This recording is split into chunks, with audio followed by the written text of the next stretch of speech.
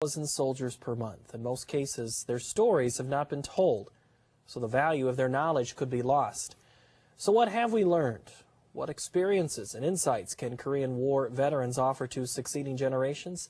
And what counsel can they provide to a new generation of veterans? Senator Jack Kibbie is not only president of the Iowa Senate, he's also a Korean War veteran, and joining us tonight is Sergeant First Class Jack Kibbie. How's a farm boy end up from the farm fields of Emmetsburg to the fields of Korea? Well, I was drafted along with a lot more of my friends, and in October of 1951, went to Fort Knox, Kentucky, and from there went to Korea in June of '52, and was there until June of '53, and I did tank training at Fort Knox and ended up in the 180th Tank Company in Korea, which was part of the 45th Division, which was the Oklahoma National Guard. So farm boys in the Oklahoma National Guard, you didn't have any idea how any of that worked. When you went to basic, did you know that you were going to be in a tank division, or did you just were training like anything else? No, when we left, there was I never signed up for any tank division and or tank training, but there's a lot of the Midwesterners that were drafted at that time did armored training of some kind. And you got into a tank, and we're now going to look at a couple of pictures here that we have, Senator. Tell me, this is you, but tell me where this is at and what that is that you're standing in front of. It looks like a tank to me. Yeah, it's a World War II version. We called them M8s. They were powered by V8 Ford gasoline engines, 3-speed transmission, 76mm guns, and 5-man crew. Okay, 5 were in there. Were there always 5 in there, or? No, we were never fully staffed. Was that by design, or just because there weren't enough people to? I think it was mostly there just wasn't enough people to go around.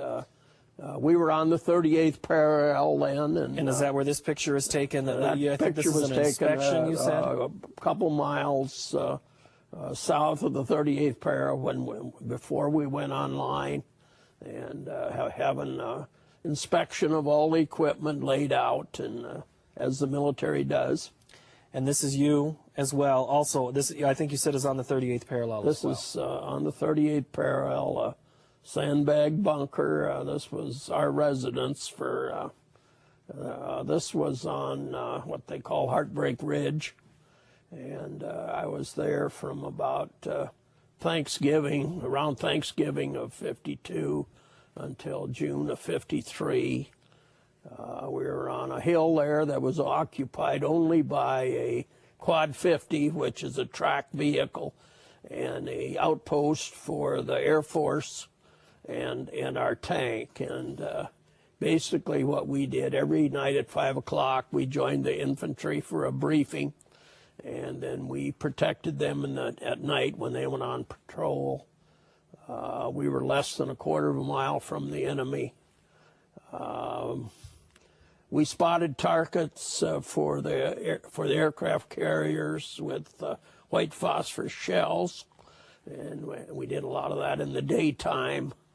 And now, when you were in the tank, this is at night, and this is before they have night vision, before that technology. So, what was that like to operate at night? You're not, of course, you don't want to use headlights because you would light up to the enemy or anything like that. How are you seeing? How are you getting by? And you said you're the white phosphorus. Well, we're doing most of this by radio with the infantry, or wire telephone when they worked, and we would do some firing in the daytime at certain suspected targets, and we would write down those numbers inside the tank. And so then in the night, when we're out there in stone black and cold generally, right. Why we would fire out at those targets at night, and then the infantry out on patrol ahead of us would tell us whether we were off to the right or off to the left, or how close we were and where they wanted the shells to be sent, and that's what we did. It's my understanding, though, that you weren't off to the left or to the right very often. You were pretty much right on.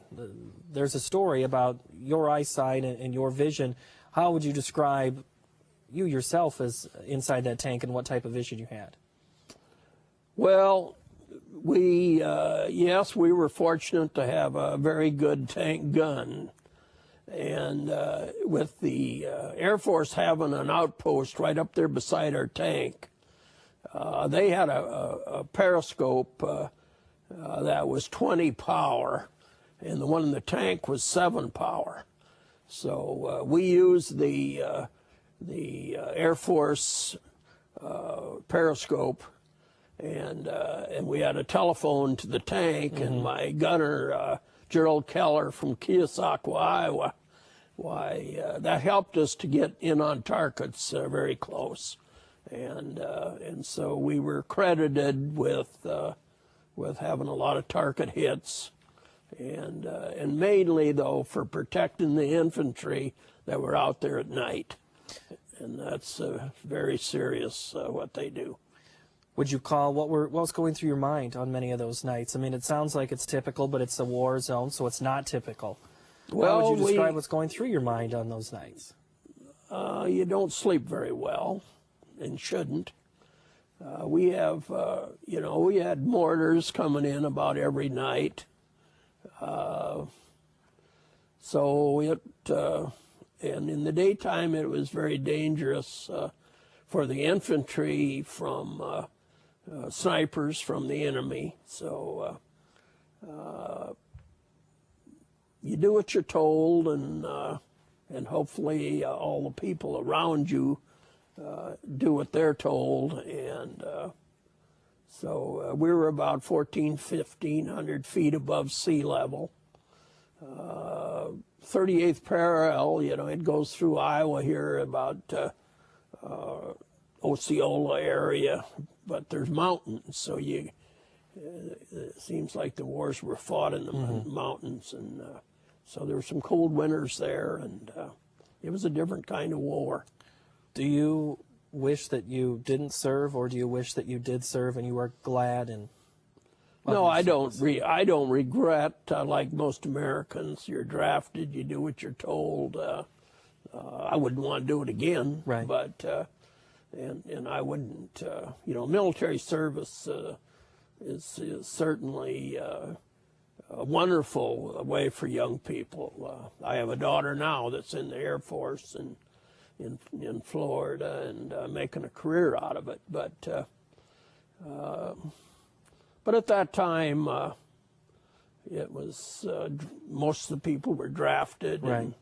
And it was a two-year commitment, and even when we were discharged, most of us had to do a certain amount of time in the inactive reserves. Did you have to do that in 1953 when you came back? Yes, but never was called up to do anything extra. What was it like when you came back at that time? Did the world change in Jack Kibbie's eyes? Oh, in 2 years' time, of course, there's some changes, but not a lot. How do you view your service?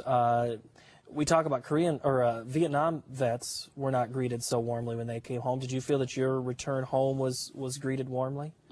Yes, I think so. But I come back to the farm, and sure, I was well received back with my family and neighbors, and it's certainly great to do that service for your country. But there's certainly a lot of young people, as in Korea there was over what we lose around 8,000 people, and still about 3,500 I think lost, and we still have 7 or 8 several thousands that's not accounted for, and still serving over there now today, and we're still serving in other parts. We have about 37,000 troops in Korea yet.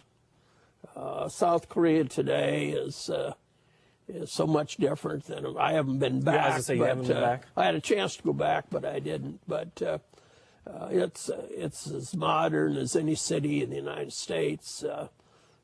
It's comparable to Taiwan when it comes to the economic conditions there, and with North Korea is still way behind the curve, and still very dangerous and place. still in the news. Now, before I move on to today, you've got a pin on your lapel there. What is that pin for? Bronze Star.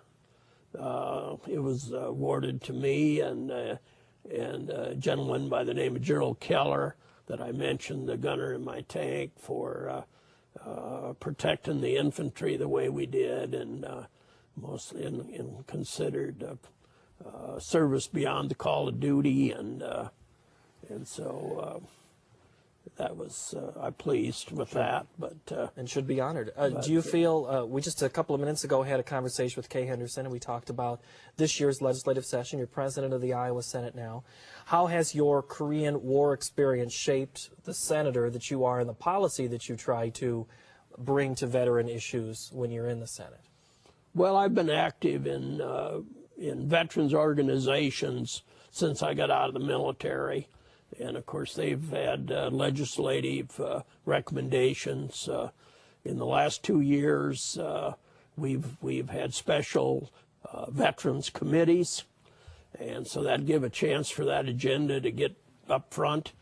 And, of course, on the older veterans like myself, the Soldiers' Home in Marshalltown, going to be completely redone. That's partly state, federal obligation. The Veterans Cemetery, as was mentioned. The county veterans offices. We also approved this year 2 special pull tabs by the lottery. That funding will go into a trust fund for the interest to be used for services for veterans and their families. And then we did a lot of things for the current veterans, Iraq and Afghanistan veterans. And there's more coming back every time. What is the most important need that they have now coming back? Is it education? Is it housing? Is it... Well, health care is a big one, and the federal government has not stepped up to the plate there, in my opinion. Jobs, housing, health care, a whole litany of things that we helped them, that Iraqi and Afghanistan veterans and our National Guard have done a tremendous job, and all National Guards, and well, I know more about Iowa's, but we're stressed to the limit with equipment, and we probably had as many people serve in Iraq and Afghanistan, percentage-wise to our population, as any state in the nation. So you've got to do something in Iowa. We have to do something. And it sounds like the feds haven't done what you need to do. I mean, how does the feds state... have got to step up to the plate. And if they don't, how does Iowa do it? Well, Iowa will do what we have to do in Iowa. That's we're going to take care of our veterans and our future veterans. But this is, to me, this is the first war we've had where we're fighting a war strictly with civilian, basically civilians that are National Guards, and it's going to be stressful. So, in my mind, why federal government needs to step up to the plate more and take care of these veterans. And we've got just a couple of minutes left. I know we've got a lot of things I still want to get to. How do you even out, when you talk veterans, you mentioned a couple of different wars. Is it important to forget the name of the war that they were in and just call all veterans who've served veterans and treat them the same? We've been trying the last couple of years to pass a bill to change the definition of a veteran. And anybody, to change it so that anybody with an honorable discharge that served in the military is going to be considered a veteran in this state and be able to take advantage of any of the veterans' benefits. Now, that has a cost to it, and its basic cost is generally with veterans' tax exemption on their homes. So this, if we estimated that this year, if we'd put all veterans, change the definition to all veterans, that we would have increased the number of veterans by about 6,000. But many veterans are passing on, the older ones, so I don't think it would have been as expensive as it was estimated. But you never pass these bills very quickly, and so I look for the next 2 years for us to pass a similar bill to that and get rid of all the dates in the code where you're either eligible 1 month and you're not eligible the next month. You're going to cut the paperwork from 15 down to about 2. In your final 30 seconds, do you have any final thoughts about what Memorial Day means to Jack? Well, Memorial Day, all Iowans need to get out and participate on Memorial Day functions and thank the veterans and their families who have made this country what it is. Very good.